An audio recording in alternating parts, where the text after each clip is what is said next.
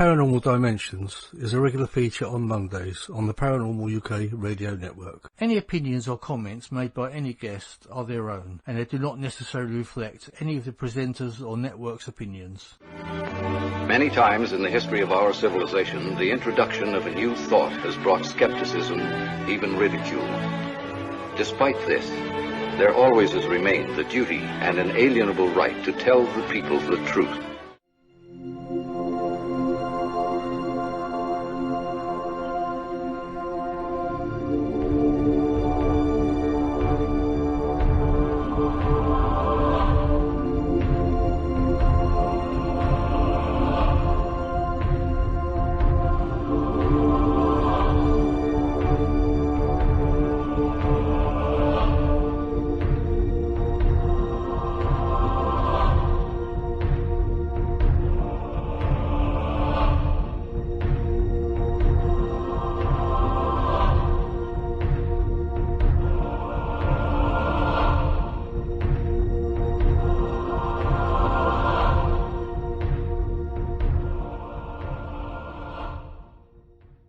Hello, this is Nick Pope, and you're listening to the Paranormal UK Radio Network, the UK's biggest paranormal network. And this is Paranormal Dimensions with David Young.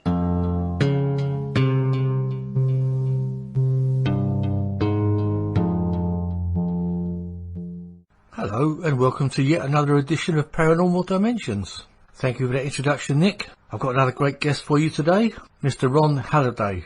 And also joining me once again as co-presenter, the very lovely Juliette Gregson. Okay, just before I speak to Juliette, as always, if you'd like to get in touch with me, my email address is davidyoung2qn@yahoo.co.uk. That's davidyoung, 2qn, that's all one word, at yahoo.co.uk. Okay, today's guest, Ron Halliday. He has a new book out called Alien Spirits. He poses the question, it's the most puzzling question of our time. Do aliens exist? And if so, could the spirits of their dead communicate with us on Earth? Now, for over 2 years, he attended nearly 50 seances with the Edinburgh medium Ray Todd, where the explosive nature of this issue forced itself upon his consciousness. What he experienced blew away any doubts over the existence of extraterrestrials, as alien entities of all kinds appeared in physical form before his eyes. But the mystery deepened with the arrival of Greek gods and symbols from ancient Egypt. What was the spirit world trying to tell us? Or even more intriguing, could these messages be in fact from a parallel universe which existed on a different level but somehow able to interact with our own? Not spirits of the dead, but projections of living beings. The answer to that question could shake to its foundations our whole current belief system.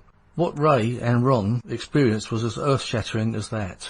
Okay, as I mentioned, Juliette Gregson is joining me again today as co-host, so I'll just rip this piece of tape off of her mouth. Hello, Juliette. How are you doing? I'm alright, thank you. How are you, David? I'm fine, thank you, Juliette. Congratulations on your publication, to getting into, what was it, the magazine or the newspaper? Oh, I write for the local Blackpool Evening Gazette, so we have an understanding. I write about heritage, and at Halloween I have to do various pieces, and they let me publish, which is really kind of cool, actually. Yeah, you got some photos done again, didn't you, recently, which went down pretty well, I understand. They did, and I write again for a lovely magazine called Haunted, and that's done by a gent called Paul Stevenson, who I've known for years. And he's like, do you want to write for us again? I'm like, yeah, go on. Right. That sounds like another name to get on the show, actually, Paul Stevenson. Yes, lovely gentleman. Like I said, he's just a nice bloke. You know, sometimes within this genre, you can get some, well, you know. Don't say it. He's very genuine. He's very genuine. He sees both sides of the fence, and that's kind of refreshing. And I think, yeah, I'll give you some details later. Yeah. Anyway, we've got another gentleman tonight, Ron Halliday. I think you know Ron, don't you? He's a bit fabulous. Yeah, he is. I like Ron. I've only met him once, I think, in Glasgow. I've got one of his books here, UFO Scotland, which he kindly signed for me. I think I just had a short chat with him, and but he's a very nice bloke. And anyway, definitely. I'm looking forward to sort of doing this show with him. It should be pretty interesting, because he's got another new book out, which we'll talk about. in a moment. Ooh, fabulous. So shall we just bring Ron in? I think that would be fantastic. Right, brilliant. We shall do that right now then. Hello Ron, welcome to the show. Hi David, thanks for having me on. I've been looking forward to this one. We've been trying to get this one off the ground for a couple of weeks, haven't we? All right. Yeah, I know. Yes, it's one of those things. Now, I've only met you once, I believe, and that was in Glasgow. I think it was for a very short, you might not even remember me, I don't know. But it was a very short meeting. You signed my book. I've got UFO Scotland in front of me. Oh, yeah. I'd like to hear that, yeah. I remember me. Yeah. Do you? Oh, right. That's something, anyway. Yeah. Of course. But, you very kindly scribbled in it for me. And as I say, it's a great book. And obviously, you're not the only one written about UFOs in Scotland, but I think yours gives it quite a different outlook to what Malcolm Robinson's ones do as well. Oh, yeah. You know. Yeah, I suppose there's a bit of a difference. Yeah, that's true. Yeah, that's right. As I say, we've got Juliette joining us again tonight. I'll say again, she joins me occasionally to try to inject a bit of glamour into the show, I suppose you could call it. Hello, Juliette. Hello. It's more David being the glamour plus actually, and the more. Well, I didn't like to say that, but no, of course it's not. I mean, you're it's always nice to have a bit of glamour, and that's what I mean by you, Juliette. So it's very kind. A little bit of the female point of view sometimes comes in handy. Yeah, as well. Yeah, absolutely. Yeah. You know, because like you said in past occasions, Juliette, there's not very many females that get a chance to talk on, a lot of shows, and you know, I mean, it's actually, I mean, as everyone knows that there's not so many people, sort of like females within the field of ufology and the paranormal. Yeah. I mean, there's a few. It's true. There's some few very well-known ones, and there's probably quite a lot of less well-known ones. But actually getting them onto shows is not quite as easy as it should be, really. To me, it's about spreading, information, the correct information, talking to people like yourself, Ron, like David, like whoever, and just sort of having a well-balanced discussion and debate. And it needs to happen more. Yeah, absolutely. And Ron is very respected in the field as well. Oh, yes. Thank you, David. Thank you. Well, it's not, I only tell the truth, Ron. I mean, it's one of my, I think that's one of my failings. I always tell the truth. Yeah, quite right too. Anyway, you've got a new book out now. Yeah. Alien Spirits. Yeah, and I'll tell you, that's something that's crossed my mind a few times about aliens in the spirit world. Are they in the same spirit world as what our spirit goes to? Yeah. And I think, that is a very interesting question. When this came about because of my working with a medium, a chap called Ray Todd. And for a couple of years, I went along, held seances with him on a regular basis, and kept a record of everything that we experienced. And the interesting thing was, as well as the spirits of dead humans that, appeared, we also had spirits of what appeared to be aliens. So I mean, Ray himself, he was convinced, that, look, there's spirits of humanity, there's spirits of aliens, if there's aliens in the universe, then, they'd have spirits too. So, I mean, I think it does raise a lot of questions. I mean, just for us interested in ufology, but, for the whole world about just exactly what we're dealing with, in the universe. I mean, we're all part of some big thing, that we just don't realise. So, I mean, I was glad I put the book out, and I think a lot of people, found it interesting and sort of, raised questions for people to discuss. I agree. I mean, I've got to admit, I haven't got it yet, Ron, but I am going to get it. I mean, and I've got tons of books on my shelf that I never get a chance to read, but I am going to add your book to it, because it's, it's one of those, I think a lot of the books you can sort of dive in and out of, because they're not like story books, are they? You can sort of just, Yeah. Well, this isn't a long one, because I mean, basically, I did a kind of opening chapter, looking at mediums and psychics in Scotland, and then, I just had the seances, and then I did a kind of summary at the end. So it's not a long book or anything, and I emphasise There's only $1.99 for a Kindle download, so it's less than the cost of a cup of coffee. So that's not breaking anybody's bank. That's right. I mean, Kindles are all right. I tend to find that if I buy a book on Kindle, I end up wanting to get it on as a hard copy as well. Yeah.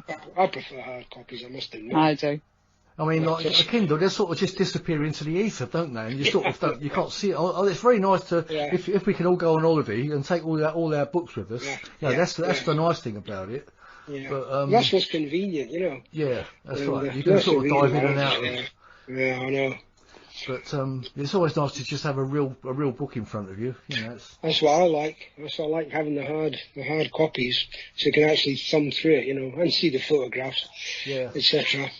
Yeah. So when we talk about alien spirits, now, could we? The way I see it is, are we all just spiritual beings in the universe, and we could be go off to any planet, sort of thing, anywhere in the universe, or are we sort of tied to this, our own planets? In your view, Ron. I mean, I know you don't know. You probably, but you must have theories about it.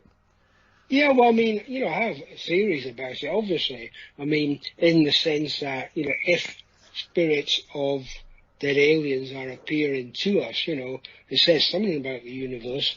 It doesn't necessarily mean that we go to these places, but it could mean that we're sharing space with maybe other universe. I mean, there's been a lot of speculation from scientists, so it's not that we're kind of making this up in some Star Trek fantasy or something. There are some scientists saying, look, there could well be multiple universes out there. There could be other dimensions out there. And it's possible that at certain times, our Earth is interacting with these other Earths, because I mean, there's some suggestion, look, there's one Earth here, and another universe, it could be another Earth. I know it sounds, incredibly complicated, and I don't understand all the maths, and, I'm not a physicist or anything like that, or whatever. But I mean, I think, if that is a possibility, then obviously it's a possibility that these alien beings, or spirits of dead aliens or whatever, are coming from these other universes or other dimensions. So, I mean, we don't know what out there in the universe, I mean, that's what, that's what I get annoyed about with scientists. My dad was a scientist, I get annoyed. I didn't get annoyed with him, I get annoyed with scientists in general when they make sort of, definite statements as if they know absolutely everything that's going on when they don't. They don't. What do you think, Juliette? What's your viewpoint on it? Incredibly interesting. I quite like the idea of different sort of time frames. I was sort of thinking portals, and I think I might have hit upon this before when I was talking about Boreskin House where Crowley was and various other people. They're rebuilding, and people you've got like half and half. Half of the people are like, fantastic, brilliant, wonderful. And of course the other 50%, what if you bring God knows what through the portal? And I think I remember mentioning that to you, David, and to Malcolm, and it was like, what do you think? And I said, well, you're in Scotland now, you're going to have to investigate. I would suggest the same, Ron, to be honest, but to me it's like Stargate. It's not that far-fetched. I think you just right place, right time though. Yeah. No, I mean, I like that idea of portals, because I mean, you think, well, can this, a lot of UFO experiences, just last for a short time. You get individuals just seeing something, so as it was solid and real, nobody else sees it. So you just sometimes wonder, is this some kind of portal that's suddenly opening to one individual or a small group of individuals? And maybe that explains, all these strange things that people see, I mean, from the Loch Ness Monster to, to UFOs, I mean, I think it is one possible explanation. Yeah. I wanted to just say that, so we've got the problem that if we're doing a seance or something, we've got the apart from the fear of bringing a demon through or something like that, we've got like we could bring an evil alien through. Yeah. Is that what I'm you were doing a thinking seance of? for you, David. Yeah, I mean, maybe that is a possibility, I mean, when we're doing these seances, I mean, I did wonder at times, well, is this actually, the spirit of a dead alien, or is it actually, I mean, these things looked so solid that, the meeting was bringing through, Ray was bringing through, and it looked as if they could be actually real living aliens, if you like, so I did wonder about that, at some point, in what was behind, what was behind all this. It was, it was certainly quite curious. But, if somehow, alien entities are coming through and people claim to have seen them, so, I mean, it's possible, there's a portal, the Stargate thing where actual aliens walk in the earth, I mean, you think anything's actually possible when you start thinking about the nature of the universe. I'll tell you a funny little story. I mean, it's not a long story. When we used to do seances when I was about 16, 17, as well with a few friends, we actually supposedly had an alien come through. He told us he was from Venus, and he was like, and he was a plant type creature. Whether it was someone just playing around, with us or not, I don't know. But but it was like a walking plant, like the Day of the Triffids, that type of thing. Yeah. I mean, I suppose you have to ask yourself what are we placing faith in, I mean, I know people are often getting messages via seances and, people make various claims. So, I mean, it's, sometimes hard to know just exactly what's going on in these circumstances. I mean, I've been to masses and masses of seances and spiritualist type of things, and occasionally, one of the people have said they've had contact with alien spirits, but in general, they're talking about dead human beings. But I mean, I do sometimes, wonder just exactly how much faith can be placed in messages that come through. I mean, they seem real to the individual, I mean, they seem real to the individual who gets the message. So, I mean, you have to say to yourself, well, if they think that is accurate, then, it must be accurate. So, I mean, I think it's an important means of communication. Yeah. There is actually, I can't think of her name now. There's a couple of ladies in the Eastern European sector. I think they're in constant contact, they say, with an alien spirit. Do you know what I'm talking about? I can't think of their name at the moment. Off the top of my head, I mean, I've read various bits and pieces, especially on the internet, but off the top of my head, I can't remember, who that in particular is. I think they just brought a book out as well. I wonder if I can find the name. Yeah. Well, I'd certainly be interested in reading that. I'm interested to see if that corresponds, with my own experiences. And that would be that'd be really good if it did. Yeah. I'd be fascinated by that. I mean, is it Ivana? Somebody, I might have to message it so you're on. Yeah, do that. Because, I'd like to. They often send out their the communications to everyone, and when they first started out, they couldn't talk a lot of English very well, but I think they've improved a little bit since then. Yeah. Well, there's a lot of stuff that seems to go on in Russia, I'm just going by on the internet. And, stretching back even during the period of the Soviet Union, there was stuff coming out about UFO sightings there, as far back as the 1960s. So, I mean, there's a lot that seems to be going on there. I mean, it's a pity about the language barrier because it'd be very interesting to see, what else they've found there. Yeah, indeed. I mean, obviously, they wouldn't just happen in the Western hemisphere, would they? UFOs, they would be all over the world. Yeah. Well, I mean, you think, because, it does seem to be a worldwide phenomenon, which, practically every country seems to have some kind of UFO sightings reported, which suggests, you are dealing with a genuine phenomenon because it's happening right across the world. People try to dismiss it, but when you've got a worldwide event, if you like, it seems to suggest that, something strange is going on. Yeah. I mean, it used to be said that it was just a US phenomenon, didn't they? But of course it's not. No. Yeah. That's right. Sorry, Juliette, yeah? No, you're all right. I was just thinking, I don't know if this actually exists, if there's like some kind of database where you've got hotspots, you could probably talk about the Scottish ones we can talk about English and Welsh ones. It'd be interesting, just as, you know, it's like with Alan Godfrey as an example, Lake District, you know. To me, I think there's probably hotspots that you can sort of pinpoint, you know, like, but I don't know if there's some kind of global map. Yeah, I mean, no, you're right, because I mean, every country seems to have some area, you know, where there's been quite a concentration of UFO sightings. I mean, in Scotland, you know, Bonnybridge is a small village. The area around there seems to have, you know, had over a period quite a lot of reports. So, I mean, yeah, you do get this hotspot phenomena, but you know, it seems to move around as well from place to place. So, I mean, you know, going back to what you were talking about, I mean, this kind of portal idea, you just wonder, you know, is there some reason why, you know, there's a portal in that area, so people are seeing a lot of strange things that, you know, they're not seeing elsewhere. I mean, it does kind of provide an explanation. Yeah, because that takes us into the realm of dimensional experiences as well, doesn't it, Juliette? Like we've spoken about before. It does. We have. You know, it's probably giving Ron ideas for a new book as well.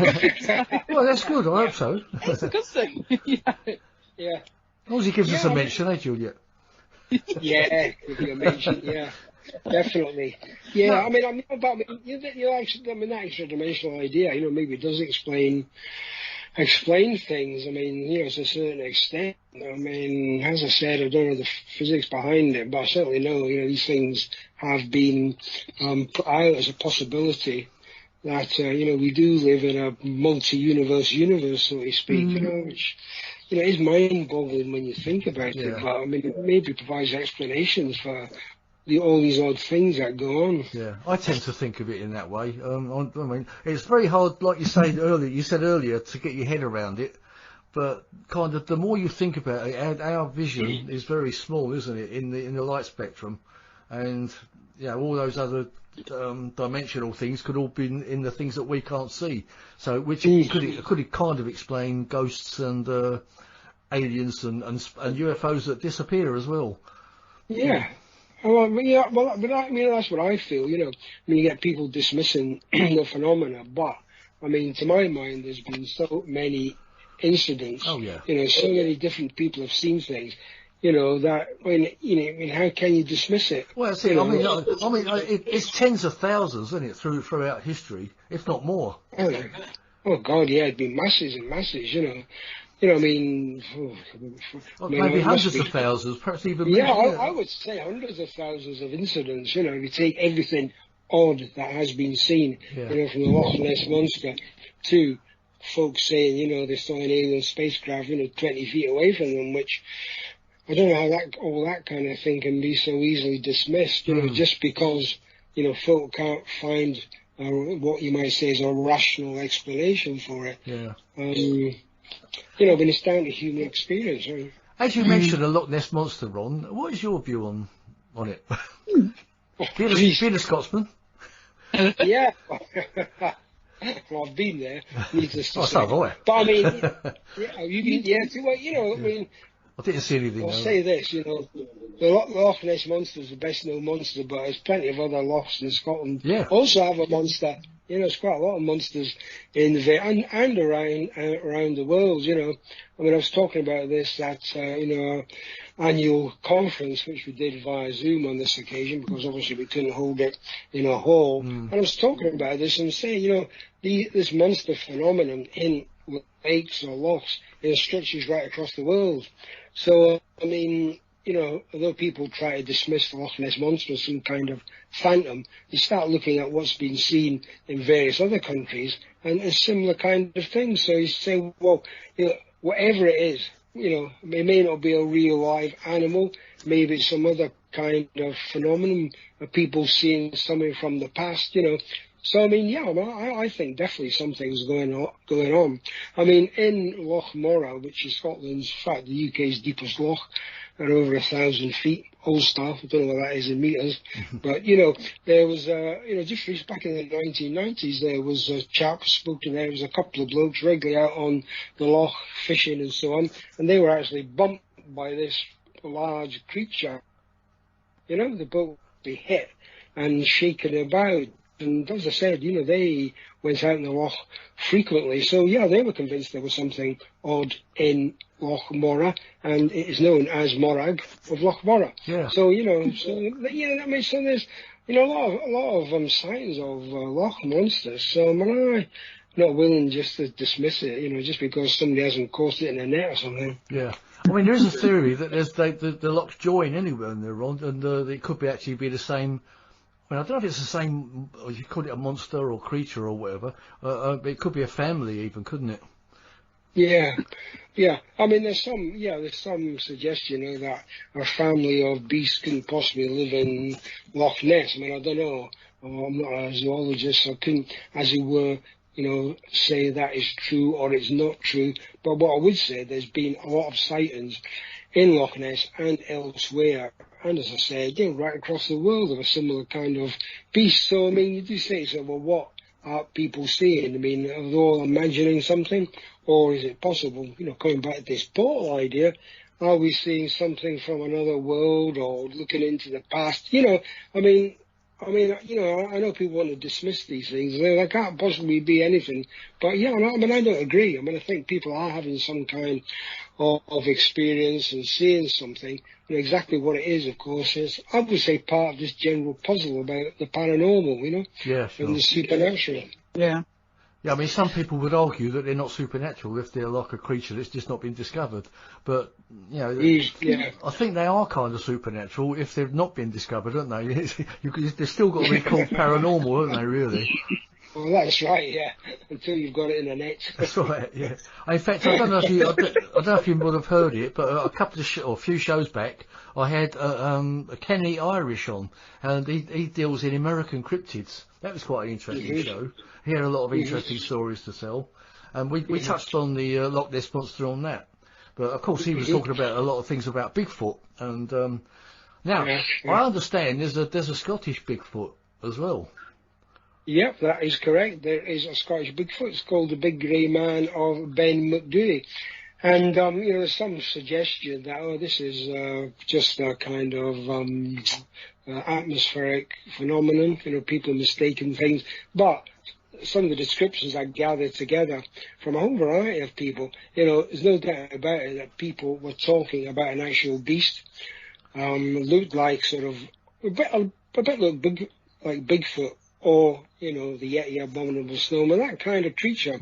So, it is very strange, you think, what in the Scottish Highlands, could there be anything like that? And it's very odd, but, these were some mountaineers, a lot of people who'd been up there had a similar experience, it's in the Cairngorms, had a similar experience of hearing footsteps and seeing some sort of large, sort of hairy, like, not let's say person, but kind of walking with a sort of human gait, a bit, like the big descriptions of Bigfoot. Yeah, so again, it's a real puzzle. I'd agree. It seems, say yourself, what can that really be true? But then you get these descriptions from people who've got no axe to grind or nothing to gain by.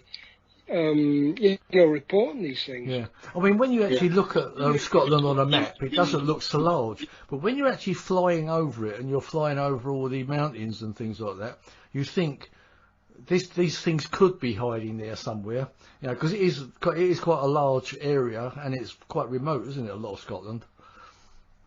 Yeah, a lot of the Highland area, there's not a lot of people live there because it's mountainous, and a lot of areas people very rarely go into, that whole island area, as they say, is about the size of Wales, and use that kind of comparison. So, yeah, it is a big area, because most people live across the central belt or around the, around the sea areas.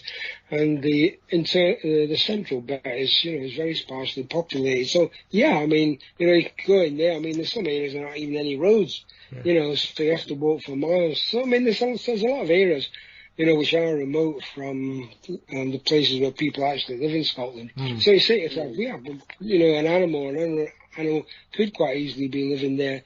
You get all these reports of black cats and so on and all that kind of thing, and again, but catching these damn things is all, It was almost impossible, but, you got all these reports of them.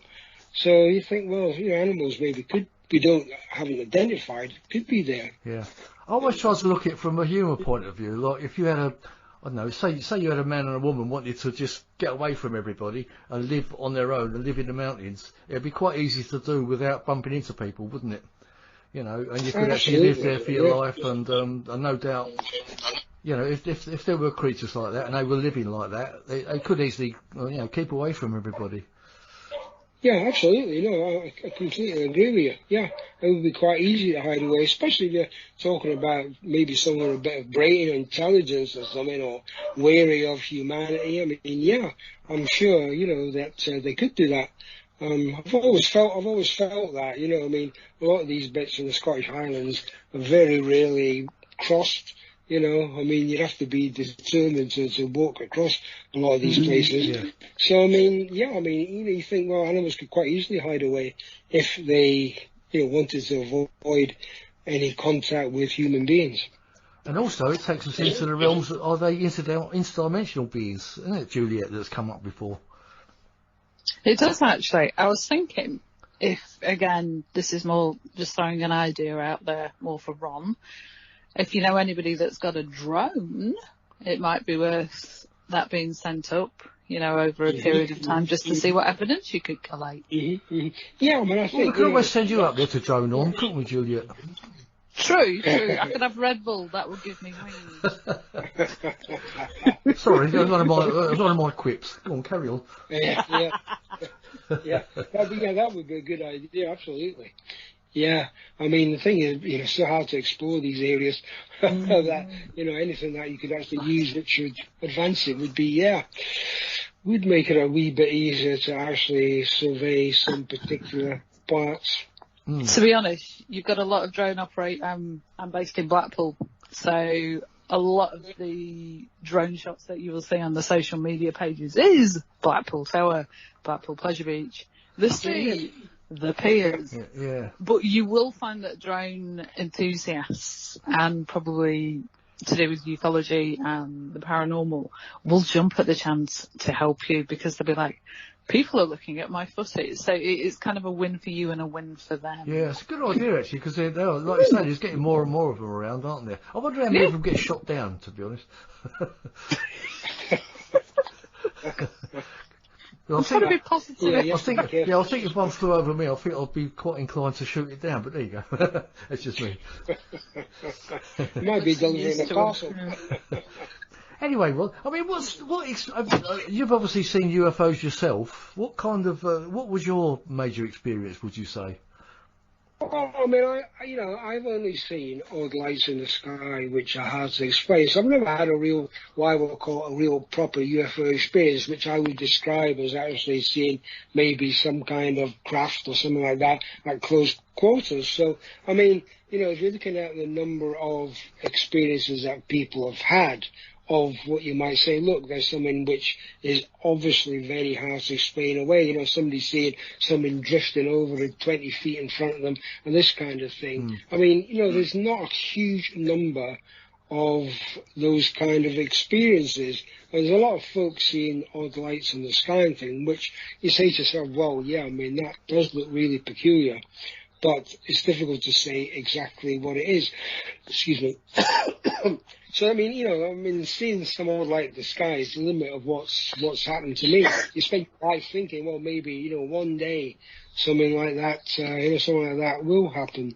But, I mean, the main thing is, that there are people who've had close quarters experience, and getting the detail from them, which what I've been trying to do over the years, and publishing them, lets people know, that there is something hard to explain away going on in the sky, not just in the skies, but sometimes in the water, because there's been sightings of strange objects under the water as well. So we're talking about quite a range of people's experiences.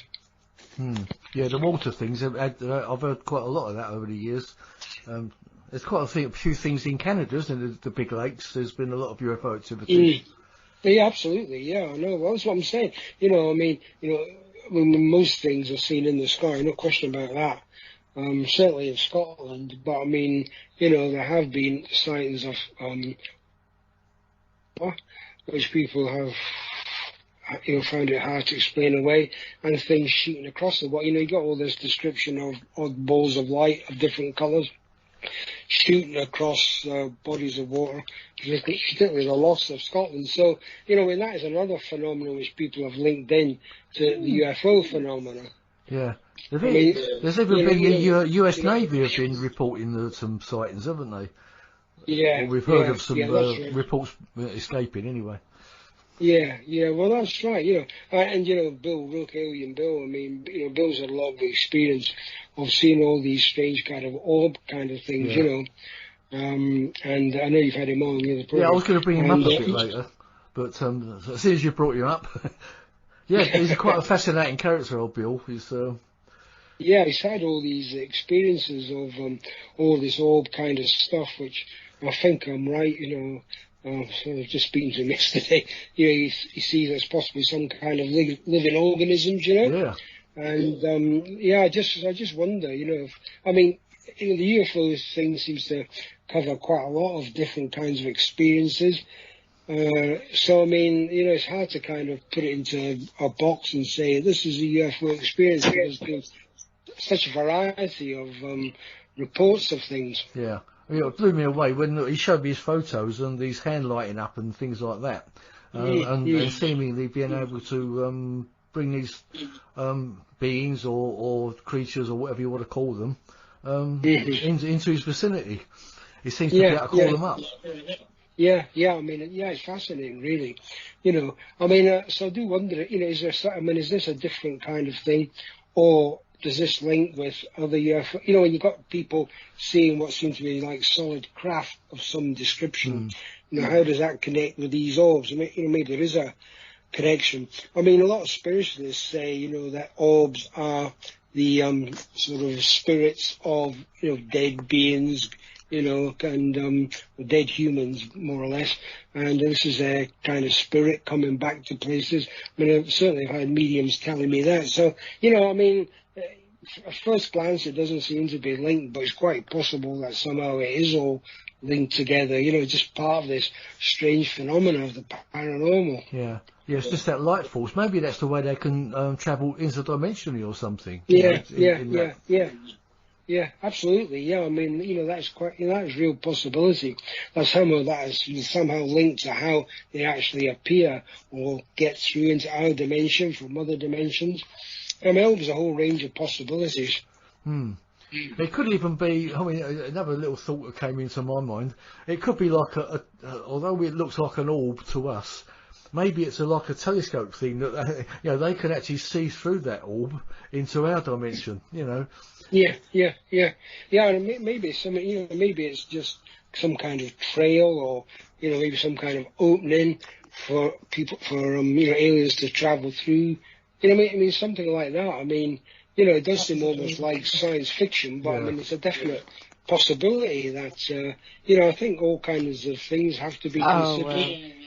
I love that analogy. I've got this vision of the people at the other end of the orb just watching us going, what the hell are they doing? Yeah, it just came to... What are they doing?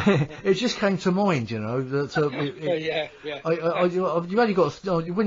things do come to my mind, things like that, and I think, well, what could they be? Because, I mean, I've seen a lot of orbs. It's brilliant. When I'm at Rendlesham Woods, I don't know if you've ever been to Rendlesham.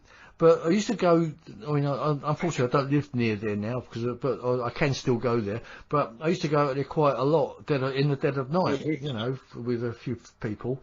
And you take a lot of photos in the dark, and most of them just come out black. And then you'll get a few photos in a you know, one after another. It'll come out with a lot of orbs on it, and then you just continue, and it goes black again. So if it was all dust or moisture particles, you'd expect it to be on every photo. That's the way I think about it. You know, it's Yeah, I mean, I'd agree with you because I mean, you know, I've seen photographs of things that people have taken when there haven't been anything there when you can't see it. That's right. And the things appear. You know, I mean, it's kind of strange. So we've had misty objects as well. You can't see it with your eyes, but and then when the photo comes out, you get like a misty shape, and they now to look like I suppose you can interpret it any way you like, but you've seen faces of aliens and things like that in it, you know. Yeah. I just love your reverse psychology. To me, it's like, you know, when you've seen these ghost groups, or you're watching the teleprograms and you're screaming and swearing at the television because they're so naff. You can imagine these poor things at the other end just going, what are they doing? Yeah. This is crap. To me, that is just a fantastic idea. Please run with that one. It's you see, the amazing thing is those orbs could be around us all the time. It's just that we can't see them. Yeah, well, yeah, absolutely. I know. I mean, this is the thing. You know, these things are there all the time, and it's just certain people see them at certain times. You know, I mean, I don't know. I mean, I can't believe it's just, you know, some psychic you're out with, or medium, whatever. You know, sometimes some of them like to call themselves psychic, others medium. I mean, you know, they're seeing these orbs, you know, floating about, and you don't see them. So, I mean, or maybe all that means is, well, you don't see them, they're seeing them, but for some reason, you know, you're not kind of locked into that, you know, what they call, you know, vibration, this sort of thing, you know, you're not locked into it, so you don't see, even though they're there all the time. I mean, there's been twice I've seen an orb when I've been up in the woods. You can actually see it with your naked eye. It's like a red light, and you've actually seen that. In fact, I was with Brenda Butler once, and we were in the car park, and I saw this red light go across and she said, "You saw that as well, didn't you?" And I said, "Yeah, I saw that." You know, and that was quite an amazing thing. That was the first one I think I saw. Yeah. Well, I mean, I've never seen an orb. I don't think I'm psychically tuned in. No, I'm not this either. This is the problem, you know. You know, people see things and I don't. But I mean, yeah, I wish I could, but that'd be good. Actually. No, I think we've all got it in us, Ron. I think it's just that a lot of us don't really hone it, do we? And some people, you know, and a lot of, you know, most people are more sensitive. I think it's just that. I think we've all got it. Yeah, I mean, I you know, sometimes I wonder, am I putting up a barrier to it, you know? I mean, without realising it, that I'm putting a barrier up to it, you know, for some reason. I mean, I don't know, but I mean, you know, because, you know, some people you meet, they're forever sort of seeing things or getting messages or whatever, you know, and then you can't, you know, you just don't get anything at all like that. No. And it is kind of odd, but maybe it's like some folk are, you know, good at drawing and other people can't draw, and, you know, this kind of thing. Maybe it's just, you know, one of those talents, so to speak, you've either got or you haven't got. See, my granny, she was psychic, you know. She came from up north, you know, from Aberdeen area, and she was forever seeing spirits of, you know, the dead wandering about, and she'd tell you about them, you know. And but I just don't see that. So I don't know whether it's something inherited or whether it's something you're just born with or whatever. Yeah, I think Juliette's a bit psycho, aren't you, Juliette? I'm sorry, I mean psychic. Aren't you? David, when I do see you in reality, you're going to get such a slap, sweetheart.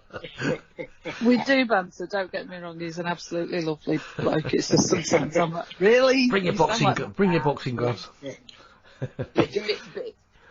Have you seen anything, Juliette, just, you know, while we're talking? Yes. Mum used to do tarot, taught me how to do it, so I've always been surrounded by spirits, not the alcoholic kind. No. So, well, those as well. Those as well. Never seen a UFO, but I'm one of those that love local history, so there's always part of me, if I go somewhere, I go, oh, what happened here? Or to me, you could argue this one, or even debate until the cows come home. It's like, are you born with it? And then you lose the ability as you get older. You get more cynical. Adultism gets in the way. Or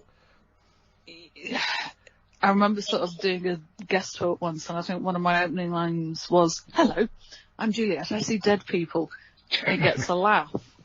But if you sort of go back 20 years or so, that's something you couldn't talk in a really mainstream way about. I think, weirdly, COVID has made things of a ufology nature, paranormal nature, things like the podcast more popular. So the word is getting out there. It's like, guest, you had to do Mm-hmm. basically your conference over Zoom, Yeah. Mm-hmm. Yeah. It's just it's educating people. I love to learn. I love doing this. And people go, why do you do it? You don't get paid. I get to talk to really cool people. Yeah, we don't get paid for it, do we?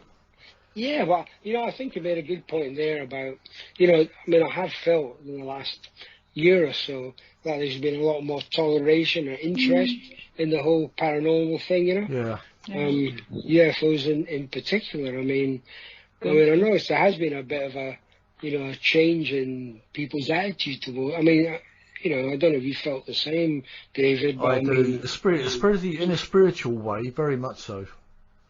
There's a lot of thought that there's a battle between good and evil going on, which I've heard quite a bit about, and I do actually believe that. Yeah. I certainly think, we had these sort of Pentagon files, obviously, coming out, which, I found really quite curious. They came out at this time all of a sudden, and I know there's a lot of pressure from some of the senators, to get this stuff out. But I found it interesting it came out just at this particular point, because it certainly seemed to, although they didn't say, there's alien beings out there, they certainly seemed to admit there was some really inexplicable things going on. Yeah. And you had these, these pilots, who normally would probably stay a million miles away from the media, saying there were things there that were interfering with their, with the controls of their aircraft and so on. So, I found that really quite interesting that all that came out just at the end of this COVID period. But the thing is, they built it up, didn't they? So to think, there's something really big going to break. And then at the end, like it is most times, it was just a little bit disappointing. But like you said, also there was some little gold nuggets in there. Yeah, well, that's right. That's what I felt. I think they say there's 144 cases, hard to explain or something. But when it came down to it, there was only 2 or 3 which I thought really stood out. But the mere fact that you had these pilots admitting that there was things they couldn't explain, I found that interesting. That they were allowed to say that. Because normally they really, I've spoken to pilots in the past, commercial pilots who have seen odd things around Scotland, around the airports. And, they say, well, they want it kept confidential. They ring me up, say, I don't want this going out into the papers because, it ruined my career and, they'd stop me flying. It's extreme as that. So, it was interesting that these pilots were admitting that what they'd seen was difficult to explain away. Yeah, I think there's been quite a lot more, like you say, there's been a lot more coming forward in recent years. Because it seems to be more acceptable now that you can say it, I believe, anyway. Yeah. Yeah, I think absolutely. Yeah, I think it has become more acceptable. And, I think that's all to the good because it gives people the opportunity to get some idea what's, been going on in the whole UFO field. Yeah, I think a lot of it is because other people see these things and they probably question, well, why aren't you seeing it? When you're up in the air and, we're seeing them from down here, but you're not seeing them. So it kind of makes it look a bit stupid, doesn't it? Well, absolutely. And I think, you think, the British government for years said, they weren't interested in UFOs, then all of a sudden they start releasing these files. So I think people are saying, well, if that can happen, what else is being kept back? Oh, yeah. And you think governments always have their own agenda. And you can never believe, I never believe anything that I say. But, so you just wonder, is there anything else being kept back? More interesting things, and they're just kind of giving you a bit of a taster, and keeping, the really keeping other stuff. Okay, I'm going to play devil's advocate here. What game? Again, I know. this flipping woman, this northern lass. Excellent points. What if the government is keeping things back because humanity isn't ready to accept what's actually going on? Yeah, I think that is a real possibility. I think there are 2 possibilities. They're holding things back because, as you say, I suggest You know, they don't want humanity to get out of control. I mean, governments, their first job, to my mind, is always to try and control the people. So they'll put a lid on things that they think are going to disturb things as much as possible. So that's one possibility. Another possibility is that, right, they're aware there are strange things going on which can't be explained, and they don't understand it themselves. So I think, you know, there are those two possibilities. So the thing is that now, what you mentioned about government there, now are we talking about the likes of Boris Johnson? Because I don't believe he was, but or are there people that are more secret and controlling things, who are more inclined to be pulling the strings or hiding stuff, even from our front bench government people?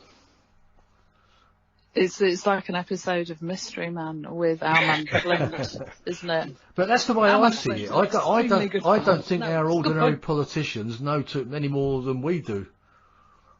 You know. Yeah, I'd agree with you there. But there's always people in the background pulling the strings, and you know, the politicians are just the front men often for other organisations, so without sort of getting paranoid or into deep conspiracies. But I do think, you know, there are people with the influence, the money in the background there, and some of the politicians, even the Prime Minister, even the presidents, you know. I mean, you got the presidents saying, well, they wouldn't tell me about all these UFO sightings. Even when they asked, I find out that kind of thing really strange when you think these must be all powerful people, but a lot of these presidents aren't, you know. Yeah. They're just front men for other organisations. Well, there have been several presidents that have tried to find out what's been going on, and they've all been kicked back for it, or they say they have been. Maybe maybe they have had some bits released to them, but they've been told they can't release it, you know. So it's just what they normally do is just make a joke of it, don't they? You know. They do, absolutely, yeah. Ron, I was just reading a resume about the guest talk that you did over Zoom about Scotland's monsters. Oh, yeah. Dragons, kelpies, werewolves, vampires, centaurs, unicorns. Yeah. The list is immense, and I thought, incredibly interesting. You've sort of talked about this as we've gone through the conversation tonight. And to me, it's like, yes, dragons, probably popular by Harry Potter. Werewolves, vampires... It's like you say, things are becoming more mainstream. You can talk about, to be honest, if you dress as a vampire in Blackpool or a werewolf or even a dragon, nobody would bat an eyeyelid. Yeah. Seriously, that's the sad part of that's it. True. I'll remember that next time I come up. True. Yeah, I think it's become part of the culture. It is, but to me, it's all about the education about it as well, because the things, I remember the first time I thought, Kelpie, what's a Kelpie? And that's why, you know, you're opening Pandora's box when you start researching things and going into the whats and the whys. But again, that's where you're meeting like-minded individuals. I also remember reading as well that you said you used to write for Glasgow Evening Times. Is that correct? Yes, I did, yeah. Did you find that you got people maybe writing to you, or I mean, how was that received? I used to get regularly writing in with various experiences that they've had, you know, and there was quite an amazing variety of things that had happened to people, you know, from ghost poltergeist to UFO sightings. So I mean, it certainly stimulated a lot of interest and reports from people.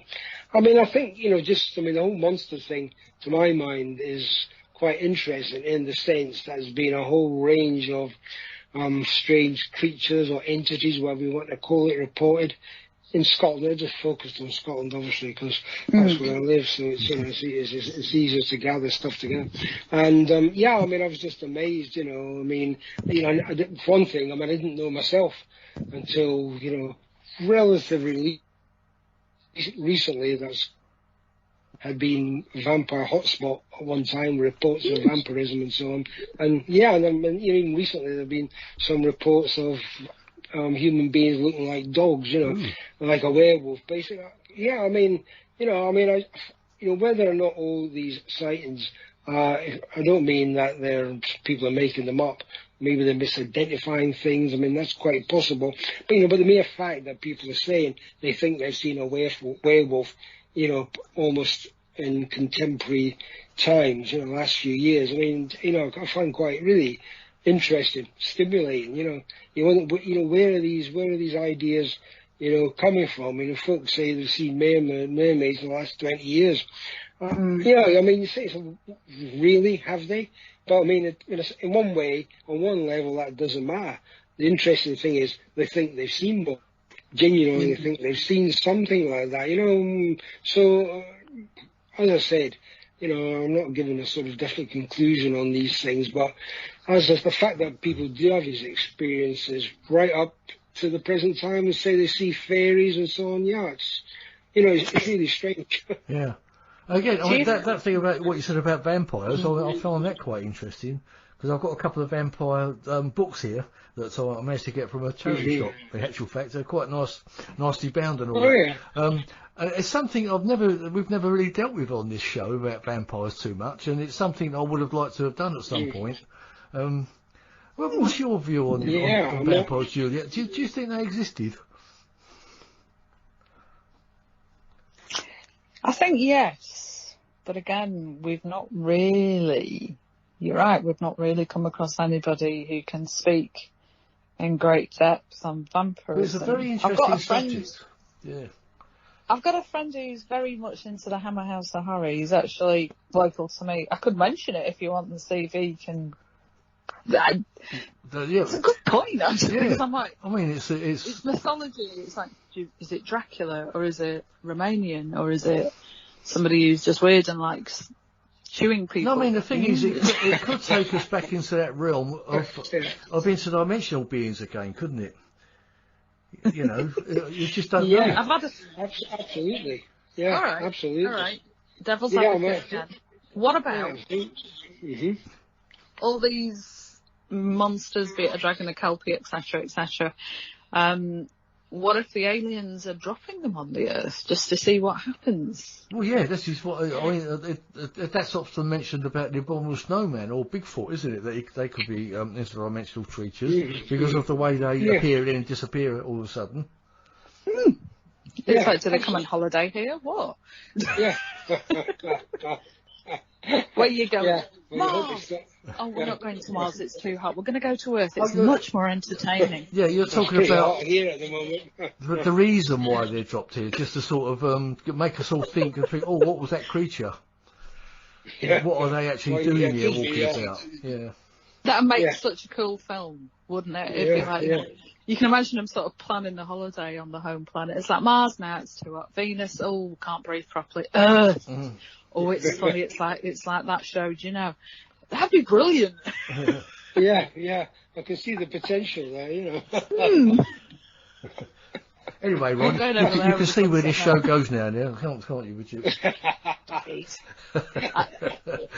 And like I said, I bring up questions. People go, I didn't think of that, and it's like, yeah, quite, yeah, who knows? Yeah, I was interested in that, I must admit. Yeah, but I mean, you know, I know people have suggested, are these coming from some alien dimension, or are alien entities letting these beast creatures or whatever out? But I mean, to be honest about it, there's a long tradition of some of these, like the kelpies, for example, Loch monsters and so on, you know.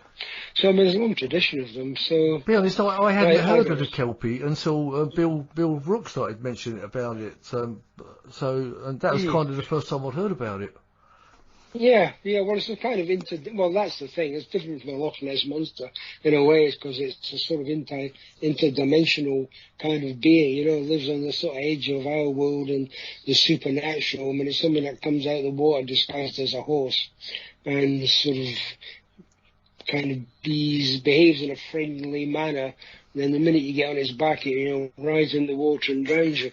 So, I mean, and, you know, eats you up or whatever. So, I mean, it kind of, you know, it changes shape once it goes in the water. So it's a kind of interdimensional sort of creature, you know. But, I mean, it's interesting because, I mean, mermaids, you know, got the same thing. They're sort of living part in this world and part in a supernatural world as well. So, I mean, that's, you know, they sort of cross the line between our lives and, you know, the other world lives. That's why I find some of these stories or whatever interesting, you know. And the similarity sometimes between fairies and modern you know, and modern aliens. I mean, you know, there's similarities there as well, which is quite interesting. Yeah.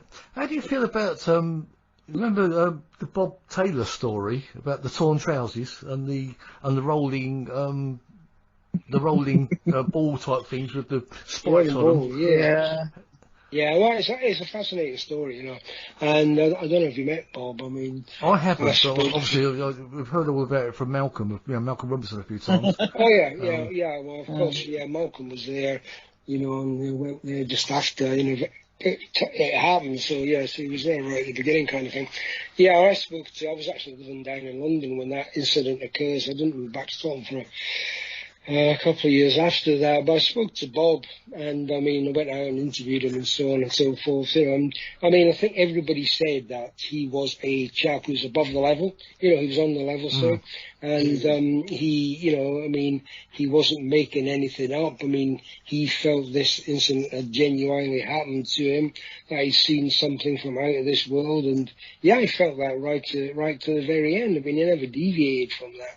And I think even skeptics, you know, who said, well, it could have been someone else. I think, you know, I've forgotten, Stuart Campbell, for example, said he must have had an epileptic fit and imagined it, and so on and so forth. Yeah, I've heard about that theory. Yeah. But didn't doubt that, you know, he believed he'd had this experience, wasn't making anything up or something. But to my mind, I mean, you know, having spoken to Bob, I have no doubt that, you know, what he said happened to him. I mean, you know, we had the ripped trousers and all that kind of thing, and, you know, he wasn't somebody who was, you know, likely to make things up. No. I mean, it's really, and the police were there and investigated, as you know, and they never found any other cause for it. So, yeah, it's a absolutely fascinating case, I think. Was he actually prone to epileptic fits? No. So he didn't. So he didn't suffer from epilepsy. So where did that theory come from? I wonder. Yeah, well, that came from Stuart Campbell. Who, you know, that's what I mean. But you've got a history of epilepsy, haven't you? Too. Yeah, well, exactly. Yeah, well, of course, absolutely. Yeah. So I don't know. You know, I don't know where he picked that up, but I mean, according to it was complicated, but according to Stuart Campbell, he saw a mirage of Venus, and this sparked off his epileptic fit. Right. So I mean, it was. I feel Stuart was being a bit fanciful there, you know, on that particular front, because I think there's, you know, as far as I think of what Bob saw, you know, he did see, and you know what happened to him. So it is strange. Yeah, I have seen those. Insofar as I've seen those trousers or trousers, as Malcolm calls them, and a couple of times with the funny shaped. Sorry, that was a good talk. That. Yeah, it's a great talk. I mean, it is quite a funny tear. It's in a kind of a funny position, isn't it? Like if you fell over a fence or something, it's not where you would tear your trousers. I think that's right, because there was some explanation. He clambered over a fence and ripped his trousers, but anyway, that wasn't Bob's explanation for it. You know. Yeah, it's an interesting story. Anyway. Okay, right. It's very interesting. I was to say, right, the next thing, you've done a bit of work with, I had James Welch on a couple of shows back, and he mentioned you in a very glowing light, and you've done some work with him. I have, yes. Hello? Can you tell us anything about it, or is it something you don't want to talk about? Well, no, I'm quite happy to talk about it. I mean, well, James, of course, he had experiences way back in the 1990s and so on, so I was in touch with him then. I mean, since then, he's been working on, I don't know what he said to you, but he's been working on various theories. You know, he had these photos which he said, you know, showed alien beings and the like. So, I mean, and he's been linking up various incidents and various things from across the world, and working out some kind of general theory about UFOs and so on, and UFO cover up. But I mean, really, James is a person who has got all that information and all that detail. I mean, you know, certainly when I met James, you know, back in the 1990s and so on, and you know, he was describing his experiences. There's no doubt that you know, he'd had something definitely, he'd seen something which was very hard to explain away. So I think, you know, because of that, we got kind of interested in the whole subject, and really has been doing a lot of work. And in fact, I've had a lot of messages from him in the last couple of weeks about all the stuff that he has been doing. Yeah, I know he's been talking to a couple of you for quite a while. I mean, now, James, the way I see James, he's not the type of person that makes things up, is he? No, no, absolutely not. No, I mean, and he's done such a massive amount of work on all these things and these photos. I mean, did you see the photographs that he had of these, you know, what you say were alien beings? Yes. I don't know if you he sent me a lot of stuff, because he often talks to me off air, obviously. Yeah, so you've seen all that stuff, yeah. And so, I mean, what I said to James, David, was, look, James, you need to consolidate. You know, you've got all these ideas, saying about all these things that you think are connected up, but I mean, you know, it'd be a good idea to consolidate them, you know, where you've got all that information down, so, you know, people can see just exactly what you're saying about things, because, you know, he's covering a load of things, and he seemed to know what he had in mind, so I thought, you know, get that all down, and then people can get an idea of just what the theory is that you're proposing. Yeah.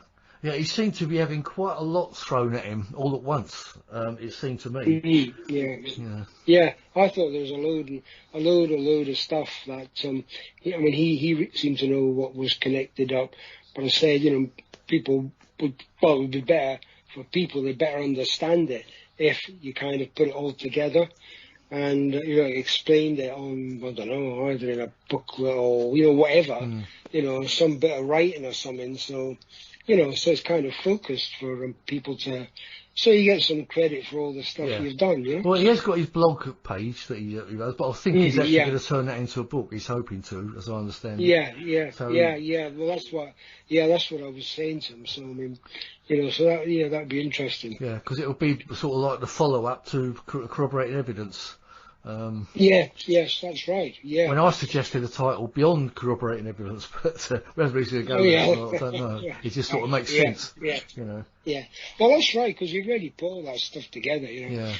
Yeah. And, well, you know, the earlier stuff. So, I mean, your follow-up seems like the, you know, now he's gone into more depth and expanded it and linked up quite a few things from, like, across the globe and so on. Yeah, it makes sense to put it down in a follow-up. I mean, anyway. Yeah. But anyway, let's talk a little bit more about your book, Alien Spirits, and it's got a question mark after it. So you're actually asking the question: are there any spirits? Yeah. Well, that's right, David. Because I mean, you know, I was putting down all what I'd seen, all these things that had happened when I was at these seances, but you know, that was me. With a medium who, you know, Ray died a few years ago, and all this stuff happened back in the mid-1990s, but I didn't put it out because I thought, you know, people are going to believe me, what are people going to think about this? I suppose, you know, I was a bit more concerned about what people thought. You know, I got a bit older and thought, well, what does it matter? You know, I mean, I'll put this out and let people read it. You know, I've reported as it happened at the time. So it's genuine reports, what I saw, what I experienced, you know, and I thought let people read it and make up their own minds. Yeah. You know, people think, well, you know, he's a guy's waffling and spitting a load of rubbish. You know, fair enough. I mean, you know, so that's why I was saying alien spirits. I mean, was it the spirits of dead aliens, or possibly even was it, you know, genuine aliens coming through from other dimensions? You know what I mean? Yeah. So, yeah. So, I mean, I'm interested, you know, I've had some favourable reactions to it, but, you know, I'm interested in what anybody thinks. You know, people think, look, Ron, I don't actually agree with any of that and think you're just imagining. Well, you're going to get that anyway, aren't you? You know. Yeah, absolutely. With anything, if you wrote about anything, you get someone that disagrees with it. Yeah. Yeah, I know. I mean, it's part and parcel of the discussion. You know, I mean, isn't it? You know, the world wouldn't be what it was if everybody just put something out and everybody said, oh, yeah, I agree with you. You know, you have to have some discussion to get to some conclusion of some finality about, you know, what has happened. So, you know, everybody gets a better idea and can assess things. Yeah. I mean, that's my feeling anyway. Yeah. I mean, the way I see it, I mean, if you've written a book and you've got, I mean, you've written it through some experience or evidence, if someone's disagreeing with it, then they should give you evidence as to why they're disagreeing with it. No, not just saying, "Oh, I don't believe it" and all that. Without any real evidence for it. Yeah. I mean, I'm interested in other people's viewpoints of it, criticism. I mean, constructive criticism. And as you say, people say, well, I don't think it was that, I mean, somebody said before, you sure he didn't hypnotise you? No, he didn't hypnotise me. I don't believe that's an answer. But I said in the book, well, I don't know, it's possible. I'm not ruling that out totally, but I was there for 2 years and, went through like 50 seances. So I don't believe I could be hypnotised every single time. And I don't think, I've seen people hypnotised, so I don't think I went through that experience at all. But, I mean, I'm willing to take people's points of view about it because I'm interested in what people think about it. Yeah. I mean, Juliette's got some views about hypnotism, haven't you, Juliette?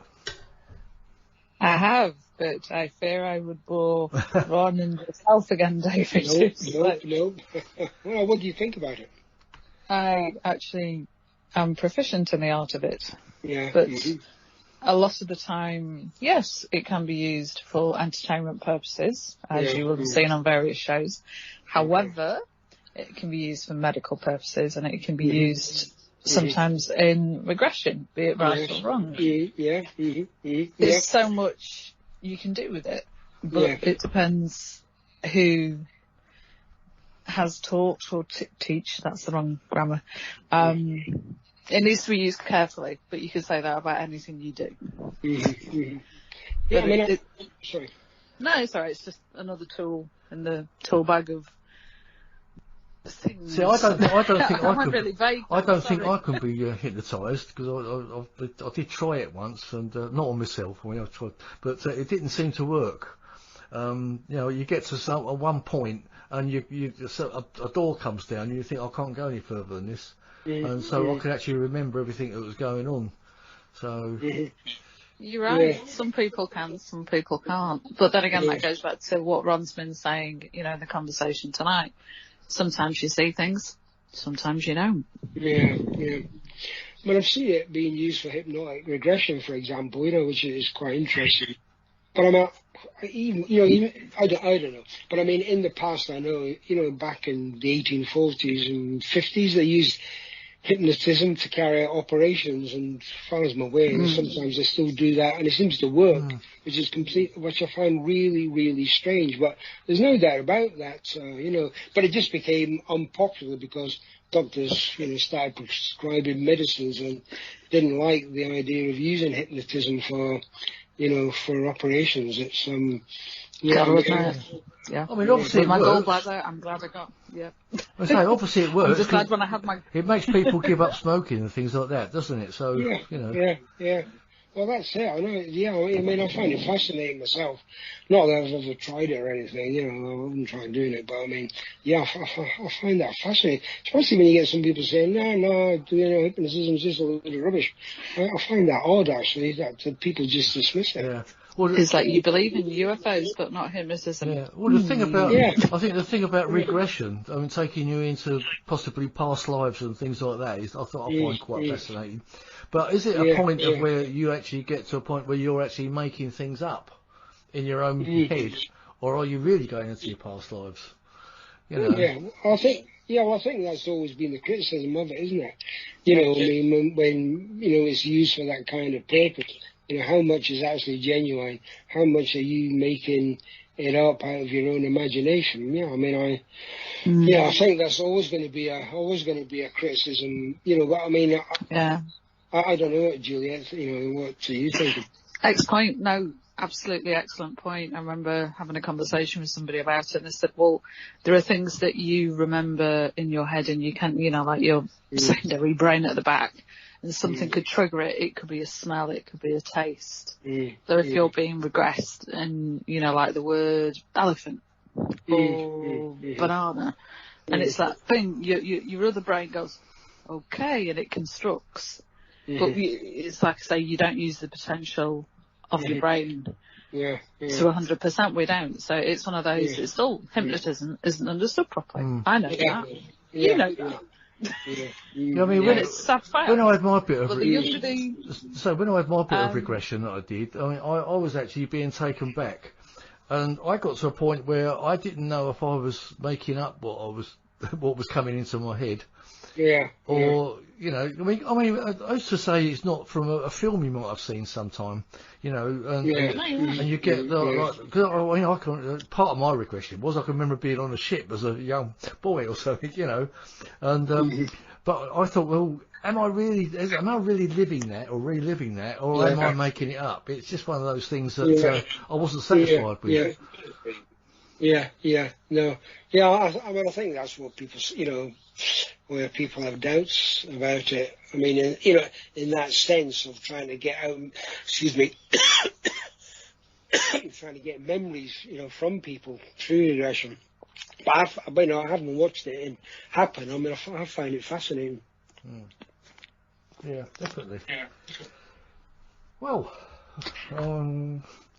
Ron, I'll have to send you a link to the guy who taught me, and I'll. Yeah. Oh yeah, and he really looks like it's a Patho newsreel, and it's fantastic. And it's like, and he's got he was 6'4". He's called Richard, and he's got the pointy beard. And believe me, when you watch it, you'll go, my God, he looks it. He was the epitome, and the starry eyes. Oh yeah, that'll be interesting. I think you'll enjoy it. Oh yeah, I'm looking forward to that. I guess just to close down, Ron, what sort of interesting seance experiences have you had? Anything sort of outstanding? Well, I mean, the most outstanding thing is, what I wrote about in Alien Spirits. I mean, I've been at other type of seances where, you get messages coming through, and I mean, I've had one or two messages which, stood out for me, but I've heard a lot of stuff which was just kind of quite general. So, I mean, what I would say is that, you get people getting messages which mean something to them. I often think that, spiritualism or spiritualist meetings, etc., you get people going there, and you say to yourself, well, that wasn't very detailed, was it? But then people seem to find what's been said, and you get people starting to cry because of the messages that come through. So I say, well, there must be something there. Well, especially if it's something only they know. Yeah, well, that's it. That's exactly it. You've got things coming through which means something to them and they identify with. So you say to yourself, well, there must be something going on there that is meaningful. Yeah. I mean, have you experienced the transfigure mediumship? Well, yeah. Well, this is what Ray Todd was doing.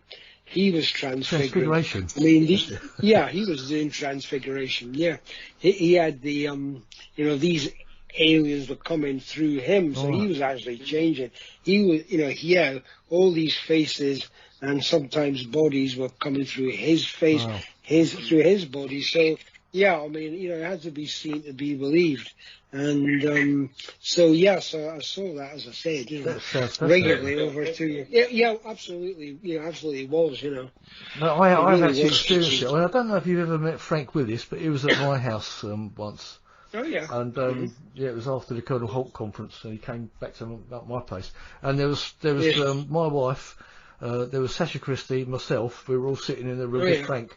And he said, would you like a demonstration? I don't know how a conversation when it came around to it, but he said, would you like a demonstration of transfiguration mediumship? Of course, we all said, of course.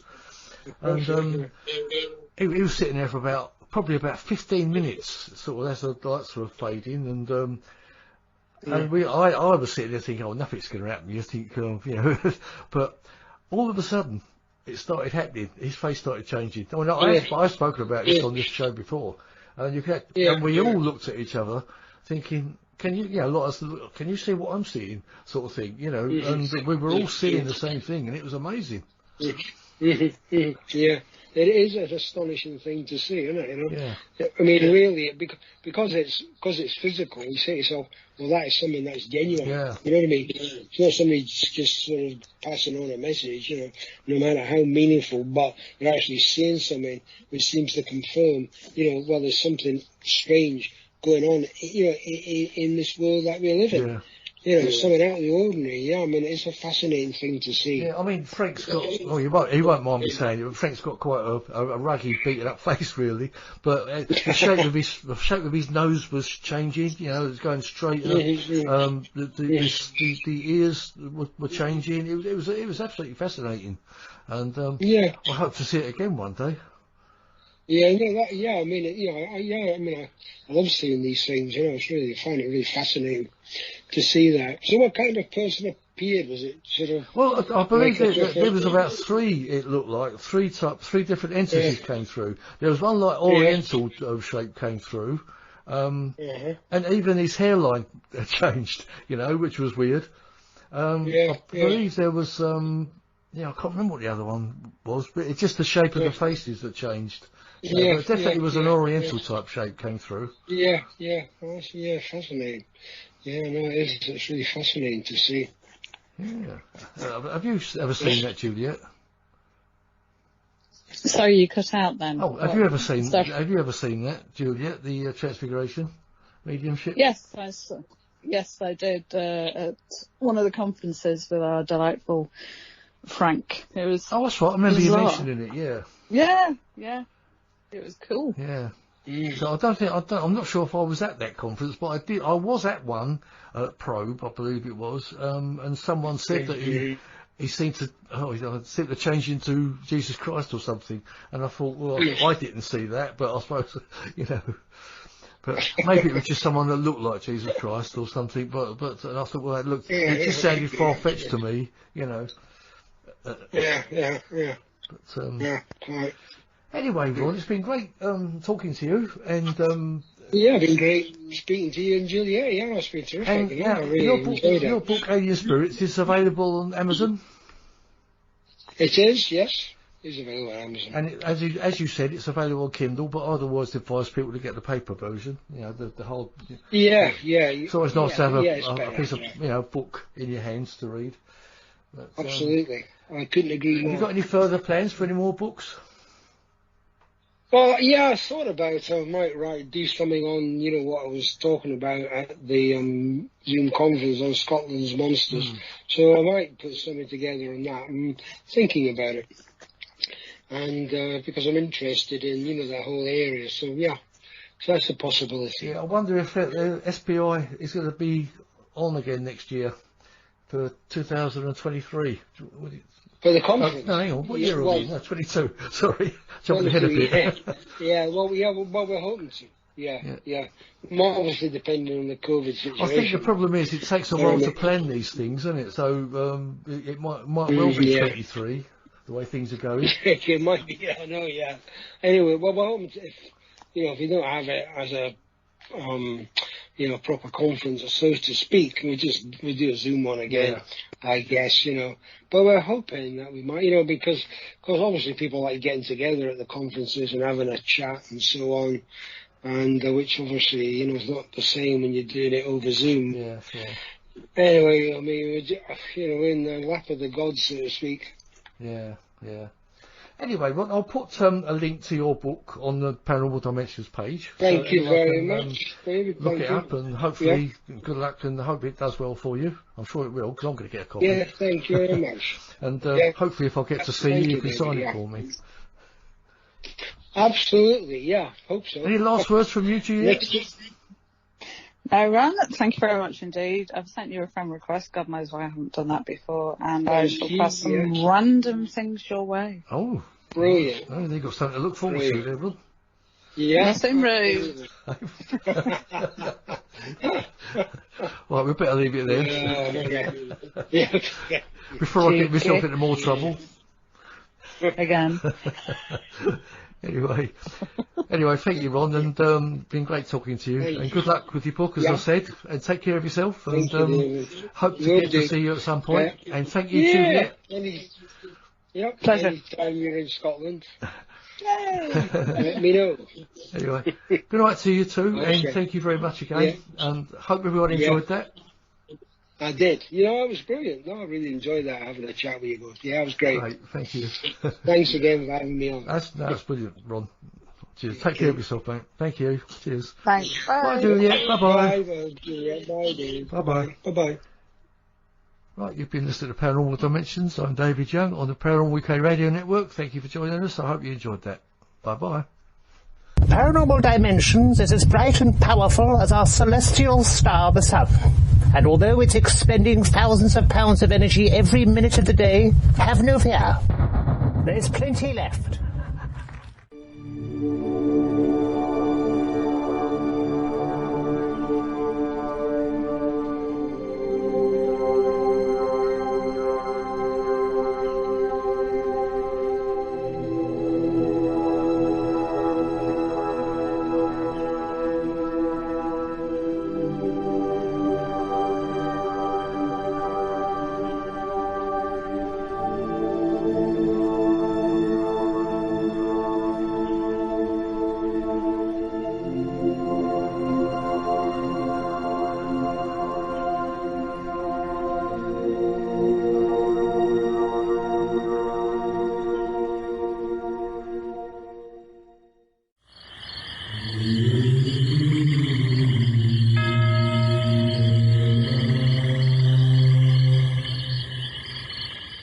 Paranormal Dimensions is a regular feature on Mondays on the Paranormal UK Radio Network.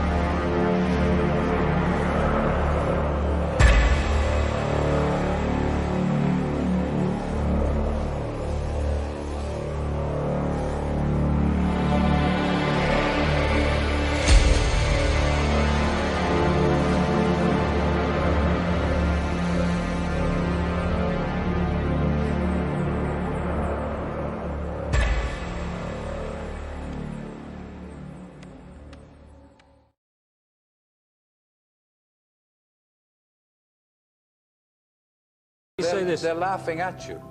They're not laughing with you. Fine. I remember my daughter Kerry saying to me, you know, Dad, one day I'm going to be able to walk down Union Street and I'm going to be able to say, my dad's not mad. Look at what he said. Look at what is happening. He was right. After 30 years, thank God! Thank God I've never seen you on Morgan when I was like a teenager, and I thought, oh my God, I said that man, even then. Oh, thank you. So, and now, thank God. Thank God. You've been so kind to everyone. No so problem. Patient. No. Thank you very much. Have a picture Of course, yeah. Which one, that one? Yeah. Who's it for? Yeah, that's Joe.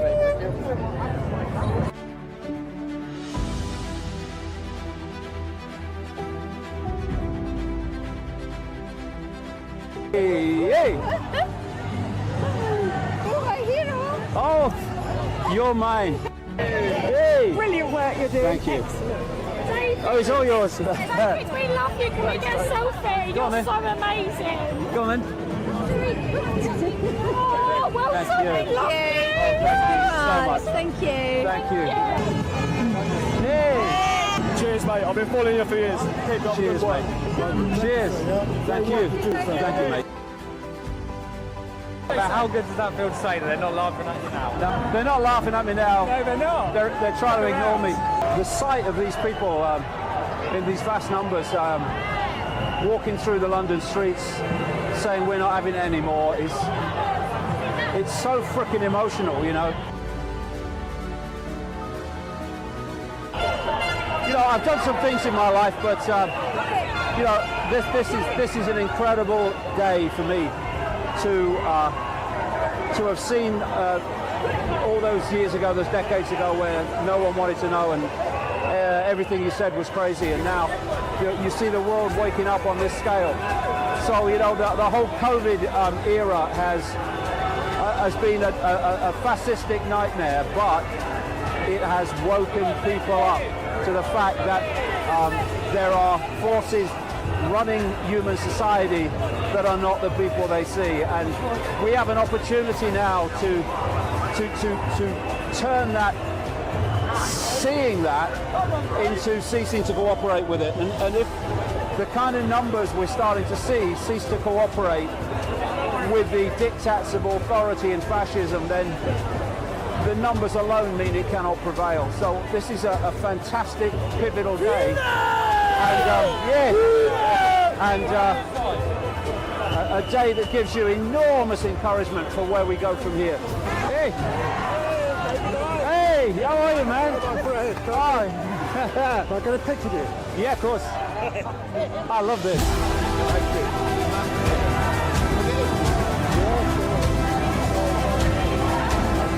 How the police should be.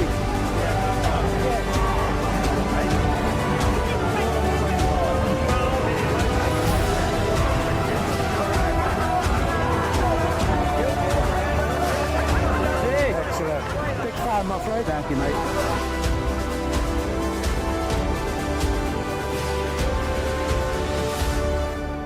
Wait and see. The coronavirus pandemic started in China. Oxygen, medical supplies and hospital staff. One of the 5 vaccines in research. Stage 1, you create a problem. It could be a manufactured virus. You want a reaction, and you want them to either say, do something, or you want them to accept what the authorities suggest must be done. So one of the agendas is to massively cull the population. They want to reduce the numbers.